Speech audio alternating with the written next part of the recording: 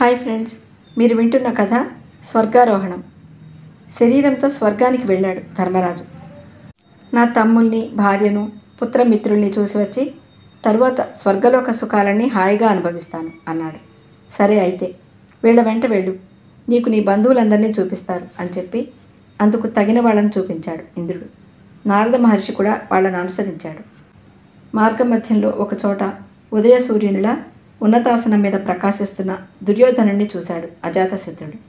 వీడొట్టి లోభి, వీడి మూలానే మా కులమంతా నాశనమైంది, రాజులంతా చచ్చారు. పరమసాధ్వి పాంచాలిని అవమానించిన తుచ్చుడు వీడు, ఇక్కడి నుంచి నన్ను తక్షణం తీసుకువెళ్ళండి అని తనకు మార్గం చూపిస్తున్న దేవతలతో అన్నాడు ధర్మరాజు. అతడు ముఖం తిప్పుకోవడం చూసి నవ్వాడు నారదుడు. ధర్మనందన, యుద్ధంలో శరీరం విడిచిపెట్టి వచ్చాడు దుర్యోధనుడు. క్షాత్రధర్మంతోనే కదా ఇతడు రాజులను చంపింది. అది దుర్మార్గం ఎందుకు అవుతుంది? పాంచాలిని అవమానించడం మొదలైన ఎగ్గులన్నీ ఇక్కడ అనుకోకూడదు. ఇది దేవలోకం, మానవ సహజ వికారాలేమీ ఇక్కడ పనికిరావు అన్నాడు. మహర్షి మాటలు ధర్మరాజుకు రుచించలేదు. ముందు నన్ను నా వాళ్ళ దగ్గరకు పంపించండి, వాళ్ళు లేని స్వర్గం నాకు సహ్యం కాదు అన్నాడు ధర్మరాజు. అతని ఆనతి ప్రకారం దేవదూతలు ముందుకు కదిలారు. వారి వెంట వెళ్ళాడు ధర్మరాజు. కొంత దూరం వెళ్ళేసరికి మార్గమంతా తల వెంట్రుకలతోనూ ఎముకలతోనూ నిండి అసహ్యంగా ఉంది. ఈగలు దోమలు ముసురుతున్నాయి, దుర్గంధం వీస్తోంది. ఇంకొంచెం దూరం వెళ్ళేసరికి ఉడుకుతున్న నూనె వంటి నీళ్లతో నిండి ఉన్న ఒక ఏరు కనిపించింది. అది వైతరణి నది. దాని ఒడ్డున ఇనుప ముళ్ళున్నాయి. కత్తుల వంటి ఆకులతో ఒక వనం కూడా కనిపించింది. అది అసిపత్ర వనం. అక్కడ అనేక రకాల బాధలు అనుభవిస్తున్న పాపాత్ములున్నారు. అబ్బా, ఇదంతా చాలా అసహ్యంగా ఉంది, వీళ్ళ బాధలు చూడలేకుండా ఉన్నాను, పదండి పోదాం అని వెనక్కి తిరిగాడు అజాతశత్రుడు. మహాత్మా, దివ్య సువాసనలు గల నీ శరీరపు గాలి సోకి ఇక్కడంతా పరిమళభరితమైంది. నిన్ను చూడటం వలన మా నరకయాతనలన్నీ తొలగిపోయాయి. ఇంకొంచెం సేపు దయతో ఇక్కడే నిలబడవా అని అక్కడ పాపకూపంలో బాధలు అనుభవిస్తున్న కొన్ని కంఠాలు దీనంగా అర్థించాయి. ఆ ప్రార్థనకు కరిగిపోయాడు ధర్మరాజు.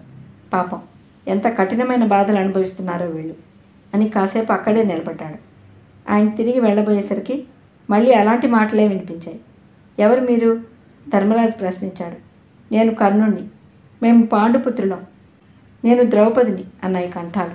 అయ్యయ్యో, ఇలాంటి ఘోరం అనుభవించడానికి వీళ్ళేం పాపం చేశారు? ఒక్క మంచి పని కూడా చేయని దుర్యోధనుడు సకల సుఖాలు అనుభవిస్తున్నాడు. ఇతరులకు ఎన్నడూ ఇసుమంతైన పాపం తలపెట్టని వీళ్ళు కష్టాలు పడుతున్నారు. ఏమిటి తేడా? ధర్మదేవతకు ఎందుకు ఈ పక్షపాతం అంటూ దుఃఖించాడు ధర్మరాజు. నా తమ్ములు ఇక్కడ బాధల్లో మునిగి ఉన్నారు కనుక ఇక నేను ఇక్కడే ఉంటాను. ఈ విషయం ఇంద్రుడితో చెప్పండి అన్నాడు దేవదూతలతో. వాళ్ళు వెంటనే వెళ్ళి ఆ సంగతంతా ఇంద్రుడితో చెప్పారు. ఇంద్రుడు వచ్చాడు అక్కడికి. ధర్ముడు కూడా వచ్చాడు.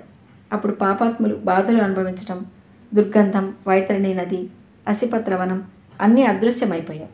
దిక్కులన్నీ వెలిగాయి. ధర్మతనయ, ఒక్క సంగతి చెప్తాను విను. రాజైన వాడు ప్రతివాడు నరకాన్ని చూసి తీరాలి. వేదాల్లో ఉందది. పుణ్యం వల్ల స్వర్గం, పాపం వల్ల నరకం అనుభవించాలి. అల్పపుణ్యం చేసినవాడు ముందు అమరసుఖం అనుభవిస్తాడు. అధికంగా పుణ్యం చేసిన వాళ్ళు ముందు కొద్ది కాలం పాటు నరకయాతనలు అనుభవించి ఆ తర్వాత మిగిలిన కాలమంతా సుఖపడతారు. ఇప్పుడు నిన్నిక్కడికి పంపడం కూడా ఉత్తరోత్తర నువ్వు సుఖపడటానికే అన్నాడు ఇంద్రుడు. వికసించిన ముఖంతో వినయంగా నమస్కరించాడు ధర్మరాజు. ధర్మజ, విధివశం వల్ల తప్పింపరానివైన అల్ప దుఃఖాలు అనుభవించావు నువ్వు. ఇదిగో ఆకాశగంగ, ఇందులో మునిగి సకల సుఖాలను అనుభవించు. కర్ణుడితో సహా నీ తమ్ముళ్ళందరూ వాళ్ళ వాళ్ళ స్థానాలలో ప్రకాశిస్తున్నారు అన్నాడు ఇంద్రుడు. నాయనా, ఇదివరకు 3 సార్లు పరీక్షించాను నిన్ను, ఇది 4వసారి. నీ మనసులో ధర్మం ఎన్నడూ చలించలేదు. నా మీద భక్తి ఎక్కువ నీకు. మీ అన్నదమ్ముల అన్యోన్యత అపారం. నీ సోదరులు బాధలు పడటం మేము కల్పించిన మాయ. వాళ్ళు పుణ్యలోకాలలో ఉన్నారు.